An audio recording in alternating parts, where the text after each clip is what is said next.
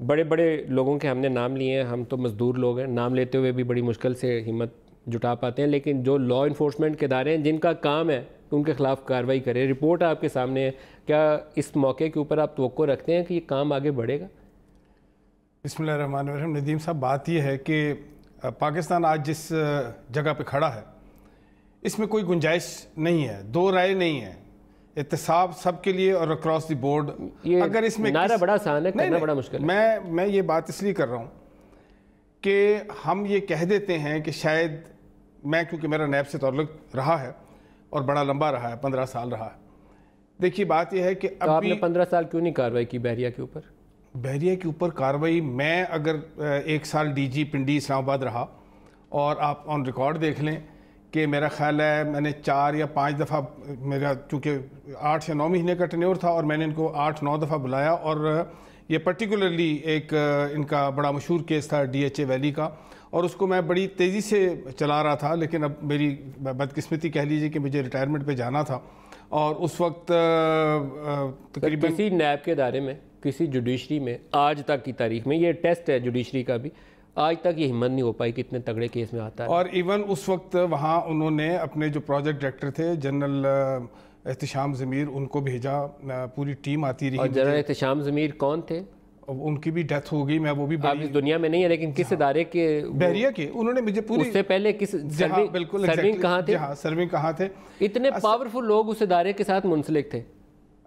یہ بھی بڑی ایک بات ہے کہ جو بھی پاورفل ہے وہ وہاں پہنچ جاتا ہے, ان کے ادارے میں کھینچ لیا جاتا ہے. میں اس لیے تو کہا کہ یہ طاقتور لوگ سارے اس سے منسلک ہیں, اس لیے مجھے انصاف ہوتا بھی نظر نہیں آتا. کا تعلق پیسے سے. ابھی آپ نے جو بات کی پیسے سے, یہ جو پیسہ ہے نا, جیسے ابھی تھیلوں میں بھر کے, آپ کو بھی پتا ہے, لانچوں میں بھر کے باہر جاتا ہے, پھر اس کو ریمیٹنس کے ذریعے واپس لایا جاتا ہے, لیئرنگ کی جاتی ہے, غائب کیا جاتا ہے, کمپنیوں میں, آف شور کمپنیوں میں گھمایا جاتا ہے, اتنا کہ جی آپ کو ملے نا. اب یہ جو ہزاروں کرنا صاحب, یہ جب آپ الزام لگاتے ہیں نا کہ لانچوں میں بھر کے, تھیلوں میں بھر کے لے جایا جاتا ہے اور لیئرنگ کی جاتی ہے, یہ 10 سال کی کہانی ہے. ایگزیکٹلی ایسا ہی ہے, 1 سال کی نہیں ہے. نہیں تو 10 سالوں سے اگر پورے ہمارے اس نظام کو, کسی ایجنسی کو, کسی اسٹیٹ بینک کو, کسی ایس سی سی پی کو پتہ نہیں چلا, کسی نیب کو پتہ نہیں چلا. نیب 99 میں ٹیک اوور کے بعد جنرل مشرف نے بنائی تھی نا. میرا خیال ہے کہ پہلی بات تو یہ ہے کہ کیونکہ نیب کو تو واقعی پتہ نہیں لگ سکتا, اس کی ریزن ہے, لیکن یہ ہماری ایجنسیاں کام کر رہی ہیں, جو ہمارے بینک, جو ہمارے اسٹیٹ بینک. دیکھیے بینک کے بغیر تو یہ کام ہو ہی نہیں سکتا تھا نا,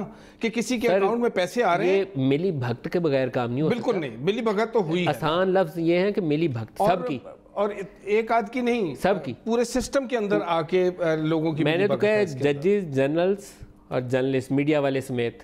اور میرے خیال آپ نے ایک اور بات بھی کی کہ اب وقت ہے کہ ان سب کا نام آ جانا چاہیے, اوپن ہو جانا چاہیے. میں سمجھتا ہوں کہ ایک اور چیز بڑی ویکنیس جو آپ نے ابھی سب سے پہلی بات کی تھی, 172 بندوں کے نام کیوں نہیں دیے جا رہے, مجھے یہ ویکنیس لگتی ہے. جن لوگوں نے بحریہ سے مالی مفادات لیے ہیں نا, فائدے لیے ہیں, صرف ان کے ہی نام بتا دیں, صرف اتنی ہمت کریں. نہیں 172 اوپن آیا نا سر, یہ تو 172 تو آج کی کہانی ہے. ہو جانا چاہیے, سب کچھ آج اوپن ہو جانا چاہیے. یہ تو آج فواد چودھری نے پریس کانفرنس 2 گھنٹے پہلے کی ہے. پچھلے 15 سالوں میں کن لوگوں نے وہاں بنے بنائے پلاٹ لیے ہیں, کنہوں نے کیش وصولی کی ہے, جنہوں نے پلاٹ لیے ہیں, جنہوں نے بنے بنائے گھر لیے ہیں, ذرا ان کے نام بتا دیں. ہمت ہے کسی مائی کے لال میں تو بتا دیں, کس کس جج کا, جرنلسٹ کا اور باقی میڈیا مالکان کا نام آتا ہے, پتہ چل جائے. نہیں ہونا تو چاہیے. ابھی جیسے آج ایک صاحب نے فائل کر دی ہے کہ جی ایسے ڈیکلیریشن نہیں ہوئی ہے اور ڈسکوالیفیکیشن کے لیے زرداری صاحب, ڈسکوالیفیکیشن الیکشن کمیشن نے قبول کر لیا, اور نیو یارک کی وہ جو اپارٹمنٹ ہے وہ ان کے لیے ایک ہیڈ ایک بن سکتی ہے, درد سر ہے وہ ان کے لیے. نہیں وہ دیکھیے وہ ایک سٹارٹ ہے, لیکن میں سمجھتا ہوں کہ یہ جو 16 ریفرنسز کی بات آ رہی ہے, ایک بات جو آپ کہہ رہے ہیں نا 17 دن کی جو بات کر رہے ہیں, میں اسے ایگری نہیں کرتا کہ جی 17 دن ثاقب نثار صاحب کے رہ گئے 17 جنوری تک. دیکھیے پہلے افتخار چودھری تھے, ناصر الملک صاحب آئے, جواد خواجہ صاحب آئے, جمالی صاحب آئے, آج یہ ہیں. اب سپریم کورٹ اس طرف جا رہا ہے جہاں عدالتیں آزاد ہو کے سب کام کرتی تھی. ویسے تو اب آصف سعید کھوسا صاحب کی نیکسٹ ٹرن ہے, اور جتنے وہ ووکل اور آؤٹ اسٹینڈنگ اور پاورفل قسم کے جج ہیں ان سے تو کسی کمزوری کی توقع نہیں ہے, توقع نہیں کی جا سکتی. نہیں, لیکن میں نے 20 روز کی مدت اس لیے دی ہے کہ یہ جج صاحب, ان کا ہمیں انٹینٹ یہ نظر آتی ہے کہ جانے سے پہلے اپنی مدت ملازمت میں جو کھاتے کھولے ہوئے ہیں وہ کیس نپٹا کے چلے جائیں. اس لیے میں 20 روز میں اس میں یہ کہتا ہوں کہ ہم نے تھوڑی سی جلدی کی تھی. نواز شریف کے جو کیسز تھے, جے آئی ٹی کے بعد ان کو نیب کو دیا گیا.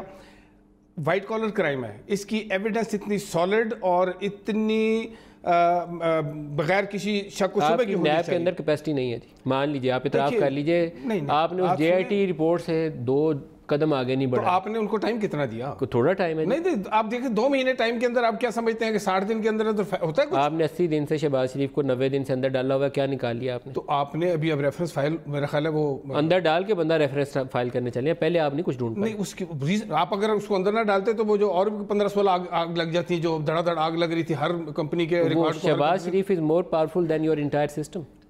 اب سسٹم کی بات جو ہے دیکھیے گورنمنٹ بھی انہیں کی تھی اس وقت جب ان کے اب تو نہیں ہے, اب تو نہیں ہے, لیکن میں آپ نے اب پکڑا ہے.